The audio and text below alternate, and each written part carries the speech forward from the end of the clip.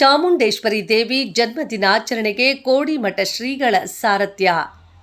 ಕೋಲಾರ ತಾಲೂಕಿನ ಲಕ್ಷ್ಮೀಸಾಗರ ಗ್ರಾಮದ ಚಾಮುಂಡೇಶ್ವರಿ ದೇವಾಲಯದಲ್ಲಿ ದೇವಿ ಜನ್ಮದಿನಾಚರಣೆ ಮತ್ತು ದೇವಾಲಯದ 31ನೇ ವಾರ್ಷಿಕೋತ್ಸವವನ್ನು ಕೋಡಿಮಠ ಸ್ವಾಮೀಜಿ ಸಾರಥ್ಯದಲ್ಲಿ ಆಚರಿಸಲಾಯಿತು. ಈ ಸಂದರ್ಭದಲ್ಲಿ ಮಾತನಾಡಿದ ಶ್ರೀಗಳು, ಲೋಕ ಕಲ್ಯಾಣಾರ್ಥವಾಗಿ ರೋಗ ರುಜಿನ ದೂರವಾಗಲು ಹಾಗೂ ನಾಡಿನ ಜನತೆಯ ಸುಖ ಸಮೃದ್ಧಿಗಾಗಿ ಚಾಮುಂಡೇಶ್ವರಿ ಮಹಾಯಾಗವು ನಡೆದಿದ್ದು ಎಲ್ಲರಿಗೂ ದೇವಿ ಸನ್ಮಂಗಳವನ್ನುಂಟು ಮಾಡಲಿ ಎಂದು ಆಶಿಸಿದರು. ಶಾಸಕ ಕೊತ್ತೂರು ಮಂಜುನಾಥ್ ಮಾತನಾಡಿ, ಧಾರ್ಮಿಕ ತಾಣಗಳಿಂದ ಜನರ ಮನಸ್ಸಿಗೆ ನೆಮ್ಮದಿ ಬರುತ್ತದೆ.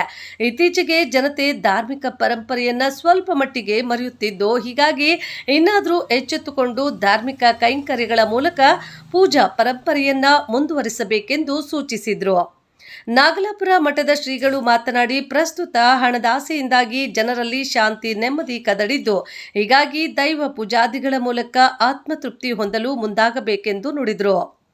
ಎಂಎಲ್ಸಿ ಅನಿಲ್ ಕುಮಾರ್ ಮಾತನಾಡಿ, ಕೋಡಿಮಠದ ಶ್ರೀಗಳ ಎಲ್ಲ ಭವಿಷ್ಯ ನಿಜವಾಗಿದ್ದು ಭಕ್ತರು ಸ್ವಾಮೀಜಿ ಅನುಗ್ರಹ ಪಡೆದುಕೊಳ್ಳುವ ಮೂಲಕ ಉನ್ನತಿ ಸಾಧಿಸಬೇಕೆಂದು ತಿಳಿಸಿದರು. ಚೌಡೇಶ್ವರಿ ದೇಗುಲದ ಧರ್ಮದರ್ಶಿ ಚಂದ್ರಣ್ಣ, ಕಲಾವಿದ ಜ್ಞಾನಮೂರ್ತಿ, ಶ್ರೀನಿವಾಸ್, ಆರ್ ಅಶೋಕ್, ಸಿಜಿ ಮುರಳಿ ಇದ್ರು.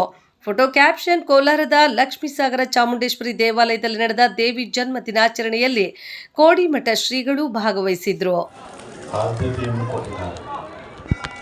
ಹಾಗಾಗಿ ಇಲ್ಲಿ ಚಾಮುಂಡೇಶ್ವರಿ ಆಶ್ರಮ ನಮ್ಮ ಚಂದ್ರವರ ಮುಂದಾಂತರದಲ್ಲಿ ಪ್ರತಿ ವರ್ಷ ಈ ಪೂಜೆ ಹೋಮ ಹವನ ಮಾಡ್ತಾ ಇದ್ದಾರೆ. ಲೋಕ ಕಲ್ಯಾಣಾರ್ಥಕವಾಗಿ ಸುಖ ಬರಲಿ, ಶಾಂತಿ ಬರಲಿ, ನೆಮ್ಮದಿ ಆಗಲಿ, ರೋಗ ರುಜಿನಗಳು ದೂರವಾಗಲಿ, ನಮ್ಮ ಜನ ಶಾಂತಿಯಿಂದ ಬದುಕಲಿ ಅಂತೇಳಿ ಪ್ರಕೃತಿದತ್ತಕವಾಗಿರ್ತಕ್ಕಂಥ ನಾನು ಕಳೆದ 10 ವರ್ಷಗಳಿಂದ 2016ರಲ್ಲಿ 2015ರ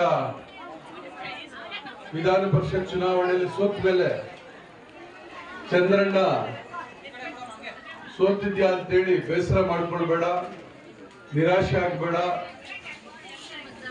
ನಾನು ಸ್ವಾಮೀಜಿಗಳ ಹತ್ರ ಕರ್ಕೊಂಡು ಹೋಗ್ತೀನಿ, ನಿನಗೆ ಅಲ್ಲಿ ಆಶೀರ್ವಚನ ಮಾಡಿಸ್ತೇನೆ, ಸ್ವಾಮೀಜಿಗಳ ಆಶೀರ್ವಾದ ನಿನಗೆ ಇರ್ತದೆ ಅಂತೇಳಿ ನನ್ನನ್ನು ಕರ್ಕೊಂಡು ಹೋದ ದಿವಸದಿಂದ ಇಲ್ಲಿವರೆಗೂ ಪ್ರತಿ ವರ್ಷ ತಾಯಿಯ ಹುಟ್ಟುಹಬ್ಬ ಕಾರ್ಯಕ್ರಮಕ್ಕಾಗ್ಬೋದು ಅಥವಾ ಪ್ರತಿ ತಿಂಗಳ ಅಮಾವಾಸ್ಯೆಯ ದಿವಸ ಆಗ್ಬೋದು, ಸ್ವಾಮೀಜಿಗಳ ನನಗೆ ಮಾರ್ಗದರ್ಶನ ಮಾಡುದು. ಪ್ರತಿ ಅಮಾವಾಸ್ಯೆಗೆ ತಪ್ಪದೆ ನೀನು ತಾಯಿಯ ಆಶೀರ್ವಾದ ಪಡ್ಕೊಳ್ಬೇಕು ಅಂತೇಳಿ ಅಂದಿನಿಂದ ಇಂದಿನವರೆಗೂ ಕೂಡ ಸತತವಾಗಿ 1-2 ಅಮಾವಾಸ್ಯೆ ದಿವಸ ತಪ್ಪೋಗಿರ್ಬೋದು, ಬಿಟ್ರೆ ಇದು ತಪ್ಪೇ ಇಲ್ಲ ಯಾವತ್ತೂ ಕೂಡ.